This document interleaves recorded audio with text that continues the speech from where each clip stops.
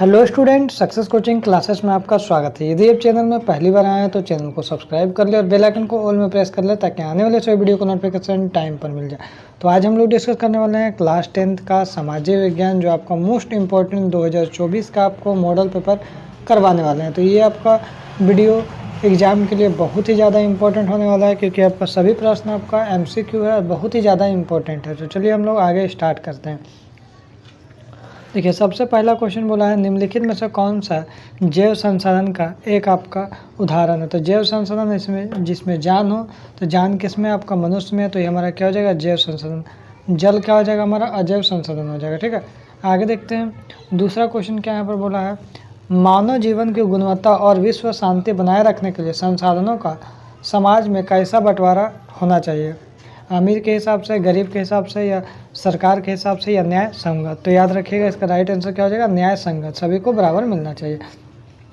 आगे देखते हैं क्वेश्चन में तीसरा क्या बोला, निकोबारी कबूतर किस जातियों की श्रेणी में आता है। ये आपका VVI क्वेश्चन एग्जाम के लिए इंपॉर्टेंट है, तो याद रखिए इसका स्थानिक जातियों में आता है। आगे यदि हम लोग देखते हैं क्वेश्चन नंबर 4 क्या क्वेश्चन पूछा गया था, तो निम्नलिखित में से कौन सुमेलित नहीं है, हमने कौन सा इसमें मैच नहीं करेगा। तो याद रखिएगा महानदी हीराकुंड परियोजना बिल्कुल राइट आंसर है। टाँका जो है भूमिगत जल टैंक बिल्कुल राइट आंसर।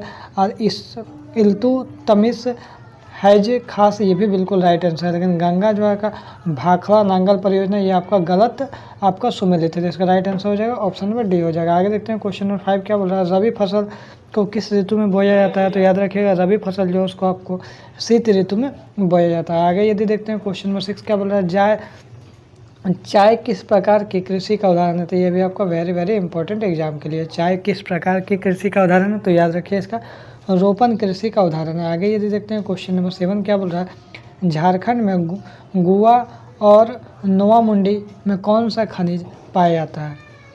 तो याद रखिएगा आपका कौन सा खनिज पाया जाता है, तो याद रखिएगा लौह अयस्क पाया जाता है। आगे देखते हैं क्वेश्चन नंबर 8 क्या बोल रहा है, निम्नलिखित में से किसका परिवहन पाइपलाइन के द्वारा होता है। तो याद रखिए लिक्विड वाला चीज़ को पाइपलाइन के द्वारा परिवहन किया जाता है। तो ये आपका ऑप्शन नंबर हमारा क्या हो जाएगा, आपका पानी भी हो जाएगा, कच्चा तेल भी हो जाएगा और पेट्रोल भी हो जाएगा, तो उपरोक्त सभी हो जाएगा। आगे देखते हैं क्वेश्चन नंबर 9 क्या बोल रहा है, हमारे देश की 22 प्रमुख भाषाओं को संविधान को किस अनुसूची में रखा गया है। तो याद रखिएगा आपका पहला 8वीं सूची है, 9वीं 7वीं 6ठी। तो याद रखिएगा किस सूची में रखा गया, तो 8वीं सूची में हमारा रखा गया, ऑप्शन नंबर ए हो जाएगा। आगे देखते हैं क्वेश्चन नंबर 10 क्या बोल रहा है, स्थानीय शासन व्यवस्था में कितना पद महिलाओं के लिए आरक्षित है, महिलाओं के लिए एकदम फिक्स रखा गया। तो याद रखिए इसका राइट आंसर हो जाएगा 1/3 भाग में, जितना भी अगर आपको नौकरी है या जो भी है तो महिलाओं को 1/3 भाग उसके लिए आरक्षित है। आगे देखते हैं क्वेश्चन नंबर 11 क्या बोल रहा है, अमेरिका में नागरिक अधिकार आंदोलन कब हुआ। तो नागरिक जो अधिकार आंदोलन कब हुआ, तो याद रखिए इसका राइट आंसर हो जाएगा हमारा ऑप्शन नंबर बी,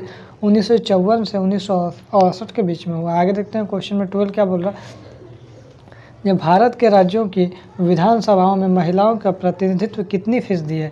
तो याद रखिए कितना फीसदी है, तो आपका ऑप्शन नंबर डी हमारा हो जाएगा 5% से कम है, 5% से कम है। आगे यदि हम लोग देखते हैं क्वेश्चन नंबर 13 क्या बोल रहा है, तो क्वेश्चन 13 यहाँ पर बोल रहा है इनमें से कौन से देश में द्विदलीय व्यवस्था है। तो कौन सा देश में आपका द्विदलीय व्यवस्था है, तो याद रखिए अमेरिका हमारा बिल्कुल राइट आंसर हो जाएगा। आगे देखते हैं क्वेश्चन हमारा 14 क्या बोल रहा है, तो क्वेश्चन 14 बोल रहा है जो नेपाल में राजतंत्र को किस वर्ष समाप्त कर दिया गया था। 2008 ईस्वी में समाप्त किया गया। आगे देखते हैं क्वेश्चन नंबर 15 क्या बोल रहा है, जो बोलोविया में पानी के निजीकरण के खिलाफ आंदोलन की अगुवाई किस संगठन से किया गया था। तो याद रखिएगा कौन सा संगठन था, तो याद रखिएगा आपका फेडेकोर था, FEDECOR। आगे देखते हैं क्वेश्चन नंबर 16 क्या बोल रहा है, केरल में शिशु मृत्यु दर कम होने का कारण क्या है, कौन सा कारण। तो देखिए इसका कौन सा कारण है, तो शिक्षा एवं स्वास्थ्य जैसी मौलिक सुविधाओं का पर्याप्त उपलब्धता है, जिसके कारण क्या हो गया केरल में शिशु मृत्यु दर कम हो रहा है। आगे देखते हैं क्वेश्चन नंबर 17 क्या बोल रहा है, जो निम्नलिखित में से किसे संगठित क्षेत्र में नियोजित किया जा सकता है। तो किसे संगठित क्षेत्र में नियोजित किया जा सकता है, तो पहला आपका कृषि मजदूर नहीं होगा, बहुराष्ट्रीय कंपनी का स्थायी कर्मचारी इसको रखा जा सकता है, ऑप्शन नंबर बी बिल्कुल राइट आंसर हो जाएगा। आगे देखते हैं क्वेश्चन नंबर 18 क्या बोल रहा है, रोजगार के अधिक अवसर उत्पन्न करने के लिए निम्नलिखित में से क्या उपाय किए जाते हैं। पहला सिंचाई की सुविधा वृद्धि, दूसरा विद्यालय अस्पताल की स्थापना, तीसरा खाद्य प्रसंस्करण इकाई की स्थापना, तो देखिए इसमें कौन सा केवल 1 सही होगा, 1 और 2 दोनों सही होगा, 2 और 3 सही होगा या तीनों सही होगा। तो याद रखिए इसका जो राइट आंसर हो जाएगा हमारा ऑप्शन नंबर डी हो जाएगा, मतलब पहला और दूसरा और तीसरा तीनों बात सही है। आगे देखते हैं क्वेश्चन नंबर 19 क्या बोल रहा है। निम्नलिखित में से कौन सा एजेंसी भारत सरकार की ओर करेंसी नोट जारी करता है। तो याद रखिएगा नोट जारी जो करता है तो इसका राइट आंसर हो जाएगा हमारा ऑप्शन नंबर बी, भारतीय रिजर्व बैंक द्वारा जारी करता है, हमने आरबीआई के द्वारा नोट जारी किया था। आगे देखते हैं क्वेश्चन नंबर 20 क्या बोल रहा है। राम और श्याम दो छोटे किसान हैं जिन्होंने अलग अलग स्रोतों से 20,000 रुपया कर्ज लिया। राम ने 1.5% प्रति ब्याज जो है प्रति माह की दर से व्यापारी को कर्ज लिया, जबकि श्याम ने यह कर्ज बैंक से 8% वार्षिक दर पर लिया। तो उपरोक्त आधार पर निम्नलिखित में से कौन सा कथन सत्य होगा। तो याद रखिए इसका जो राइट आंसर क्या हो जाएगा, जो राम की हालत ज़्यादा खराब है क्योंकि वह ज़्यादा दर पर ब्याज दर पर क्या हुआ कर्ज ले लिया है, ठीक है ना। क्योंकि देखिए ये आपका श्याम है कि 1 साल में 8% दे रहा है, लेकिन राम क्या है 1 साल में 1 महीना में 1.5% दे रहा है। मैंने 12 से अगर गुना करिएगा तो आपको इसका ज़्यादा हो जाएगा, समझ में आ रहा है ना। तो मोटा मोटी अगर मान के चलिए तो 12% और आधा हो जाएगा तो 18% हो जाएगा इसका, तो इसका ज़्यादा हो जाएगा, इसका कम, इसीलिए आपको राम की हालत ख़राब है जबकि क्योंकि वह ज़्यादा ब्याज दे रहा है। आगे देखते हैं क्वेश्चन में 21 क्या बोल रहा है। तो 21 बोल रहा है भारत सरकार ने सूचना का अधिकार आरटीआई नामक कानून कब लागू किया गया था। याद रखिए इसका राइट आंसर हो जाएगा अक्टूबर 2005 में लागू किया गया था। आगे देखते हैं क्वेश्चन में 22 क्या बोल रहा है। सरकार द्वारा अवरोधों को या प्रतिबंधों को हटाने की प्रक्रिया को क्या बोलते हैं। तो वेरी इंपॉर्टेंट क्वेश्चन है, मोस्ट इंपॉर्टेंट क्वेश्चन है, तो याद रखिएगा उदारीकरण बोलते हैं। आगे यदि देखते हैं क्वेश्चन में 23 क्या बोल रहा है। अर्नेस्ट रेनन किस देश के दार्शनिक थे। तो याद रखिएगा कौन सा देश का दार्शनिक था, तो फ्रांसीसी देश का दार्शनिक था। आगे देखते हैं क्वेश्चन में 24 क्या बोल रहे हैं। तो बहुत लॉलीपॉप क्वेश्चन है, फ्रांसीसी क्रांति कब हुई थी, वीवीआई क्वेश्चन है, तो याद रखिएगा इसका राइट आंसर हो जाएगा हमारा ऑप्शन नंबर है 1789 हो जाएगा। आगे देखते हैं क्वेश्चन नंबर 25 क्या बोल रहे हैं। यंग इटली भूमिगत संगठन के संस्थापक कौन थे। तो याद रखिए इसका राइट आंसर हो जाएगा आपका जियोसेपी मैथ्सेनी, इसका राइट आंसर हो जाएगा यंग इटली भूमिगत संगठन के संस्थापक थे। आगे देखते हैं क्वेश्चन नंबर 26 क्या बोल रहा है।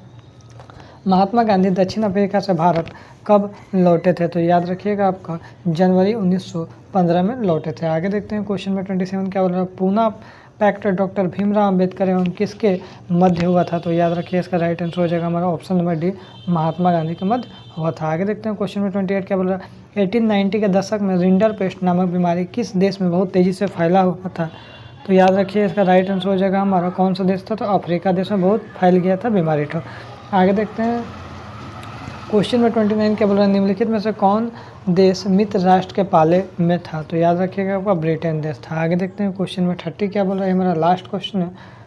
देखिए बोल रहे स्पेनिंग जनी मशीन किसके द्वारा बनाई गई थी। ये भी हमारा क्या है वीवीआई क्वेश्चन है। स्पेनिंग जनी मशीन किसके द्वारा बनाई गई थी। तो याद रखिए जेम्स हारग्रीव्स के द्वारा बनाई गई थी, ठीक है।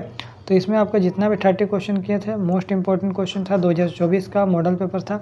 तो इसलिए आपको वीडियो अच्छा लगे तो लाइक शेयर एंड सब्सक्राइब जरूर कर दें। अगर चैनल में नए हैं तो चैनल को सब्सक्राइब करें, प्लस इसी तरह से आपका इंपॉर्टेंट वीडियो पाने के लिए चैनल को सब्सक्राइब करना ना भूलें। फिर मिलते हैं नेक्स्ट वीडियो में। Thank you so much.